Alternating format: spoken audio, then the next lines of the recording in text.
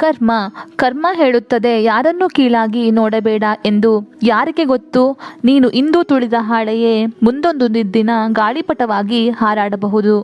ಅತಿ ದೊಡ್ಡ ಗುರು ಮಂತ್ರವೆಂದರೆ ನಿಮ್ಮ ಗುಟ್ಟುಗಳನ್ನು ಯಾವುದೇ ಕಾರಣಕ್ಕೂ ಬೇರೆಯವರೊಂದಿಗೆ ಹಂಚಿಕೊಳ್ಳದೇ ಇರುವುದು. ಇಲ್ಲವಾದರೆ ನಿಮ್ಮ ಸಮಾಧಿಯನ್ನು ನೀವೇ ತೋಡಿಕೊಳ್ಳುತ್ತೀರಿ ಸ್ನೇಹಿತರೆ. ಸೇಡು ತೀರಿಸಿಕೊಳ್ಳಲು ಒದ್ದಾಡಬೇಡಿ, ಕರ್ಮಕ್ಕೆ ಅವಕಾಶವನ್ನು ಕೊಡಿ. ಬುದ್ಧಿ ಇದೆ ಅಂತ ಅಹಂಕಾರ ಪಡಬೇಡ, ಏಕೆಂದರೆ ಕಲ್ಲು ನೀರಲ್ಲಿ ಬಿದ್ದಾಗ ಅದರ ಭಾರದಿಂದಲೇ ಅದು ಮುಳುಗುತ್ತದೆ. ಹಾವು ಹಲವು ಬಾರಿ ತನ್ನ ಚರ್ಮವನ್ನು ಕಳಚುತ್ತದೆ, ಏಕೆಂದರೆ ಅದು ವಿಷ ತುಂಬಿದ ಹಾವು.